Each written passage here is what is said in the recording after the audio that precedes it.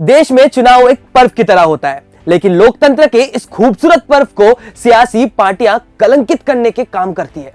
अब दिल्ली चुनाव ही देख लीजिए, यहाँ सियासी माहौल गरमाया हुआ है। दिल्ली की गलियां पोस्टरों, बैनरों और झंडों से भर चुकी है। हर जगह विकास और ईमानदारी के नारे गूंज रहे हैं, लेकिन इन नारों के पीछे एक भयावह सच्चाई छुपी हुई है, लोकतंत्र की सबसे बड़ी नीलामी। आज हम उस कड़वे सच से आपको रूबरू कराएंगे, जो हमारे लोकतंत्र के लिए खतरा बन चुका है। चुनाव आयोग ने हाल ही में जो आंकड़े जारी किए हैं, वे बताते हैं कि दिल्ली विधानसभा चुनाव सिर्फ एक चुनाव नहीं, बल्कि लोकतंत्र को नीलाम करने की कोशिश है। अब आप सोच रहे होंगे कि आखिर ऐसा क्या हो गया जिससे इस चुनाव पर इतना बड़ा सवाल उठाया जा रहा है। आइए इन चौंकाने वाले आंकड़ों पर नजर डालते हैं। दिल्ली चुनाव में अब तक 38.64 करोड़ नगद बरामद हुए हैं, जो पिछले चुनाव की तुलना में लगभग 202% ज्यादा है। सिर्फ इतना ही नहीं, 88 करोड़ की ड्रग्स और नारकोटिक्स बरामद हुए हैं। ये भी पिछले चुनाव से 1000% ज्यादा है। अच्छा, आप इतने में ही चौंक गए? तो ये तो सुनिए, 81 करोड़ से अधिक के सोना चांदी जब्त किए गए हैं, यानी यहां भी 140% से भी ज्यादा का बढ़ोतरी दर्ज की गई है। दिल्ली में चुनाव हो और शराब की बात ना हो, ऐसा कैसे हो सकता है? यह शराबी था जिसके कथित घोटाले के चक्कर में केजरीवाल एंड कंपनी तिहाड़ की हवा खा आई, और अभी भी तिहाड़ को यह उम्मीद है कि आएगी तो केजरीवाल ही। तो अब आपको शराब के भी आंकड़े बता देते हैं। दिल्ली चुनाव में अब तक 4.94 करोड़ की शराब पकड़ी गई है, जो पिछले चुनाव की तुलना में 70% से भी ज्यादा है।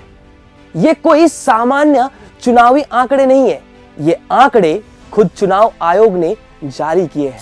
ये आंकड़े दिखाते हैं कि कैसे इस चुनाव को सत्ता के लोभियों ने पैसा, पावर और नशे के जाल में फंसा दिया है। अब सवाल ये उठता है कि इतनी नगद, शराब और ड्रग्स आखिर आ कहां से रहा है? दिल्ली की राजनीति में इस बार जो सबसे चौंकाने वाली बात सामने आई है, वो ये है कि बीजेपी और आम आदमी पार्टी दोनों ही इस भ्रष्ट खेल में बराबर के हिस्सेदार हैं। जहां एक और बीजेपी खुद को राष्ट्रवाद पार्टी बताकर कानून व्यवस्था और ईमानदारी का दावा करती है, वहीं दूसरी ओर आम आदमी पार्टी स्वच्छ राजनीति और ईमानदार सरकार के नाम पर जनता को गुमराह करती है। लेकिन हकीकत यह है कि दोनों ही पार्टियां चुनाव जीतने के लिए भ्रष्टाचार के सबसे नीचे स्तर तक गिर चुकी है। पश्चिमी दिल्ली से पूर्व सांसद और नई दिल्ली विधानसभा से इस बार के बीजेपी के कैंडिडेट परवेश वर्मा को आम आदमी पार्टी ने मतदाताओं के बीच खुलेआम नगद बांटने का आरोपी बताया। निकाल देता हूँ आपके लिए। ये देखिए, बच्चे भी हमारे।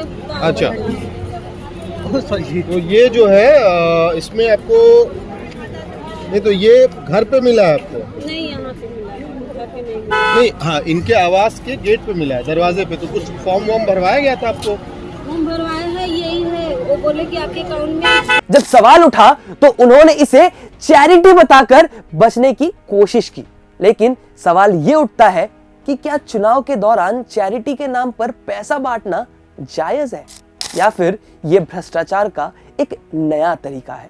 बीजेपी नेता परवेश वर्मा ने आम आदमी पार्टी पर गंभीर आरोप लगाते हुए यह कहा कि आम आदमी कार्यकर्ता झुग्गी और बस्तियों में 500 रुपए के नोट कैलेंडर के अंदर छुपाकर बांट रहे हैं। कैलेंडर 500 रुपए बांट रहे। आजा 500 देगा लड़का। अपना कैलेंडर चांदने में। ये देखिए, ये मेरे को कैलेंडर में फोल्ड करके 500 का नोट दिया है। आप चलो जी, आजा भाई। हाँ, ये भी है साहब। ये देखो भाई साहब, ये दिखा भाई साहब को, किसी ने दिए? ये देखो, ये जी, ये झूठा कर ये बना वीडियो बनाओ। और कौन है इनके साथ? बुलाओ सब। भैया क्यों फंसते उल्टे काम? यानी गरीब जनता के वोटों की खुलेआम नीलामी हो रही थी।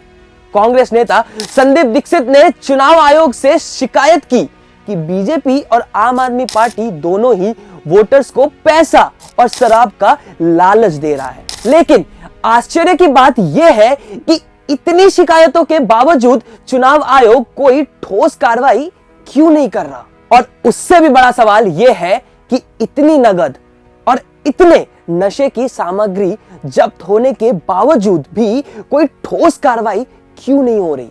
क्या चुनाव आयोग पर किसी का दबाव है? क्या लोकतंत्र को सिर्फ कुछ करोड़ रुपए में बेचा जा सकता है? दिल्ली के युवाओं से मेरा एक सवाल है, आपका पहला वोट क्या सिर्फ 500 रुपए या एक शराब की बोतल या कुछ ड्रग्स के बदले बिक जाएगा? क्या आप अपने भविष्य की कीमत इतनी सस्ती लगाते हैं? ये चुनाव सिर्फ सरकार चुनने का नहीं बल्कि भ्रष्टाचार और ईमानदारी की लड़ाई का है।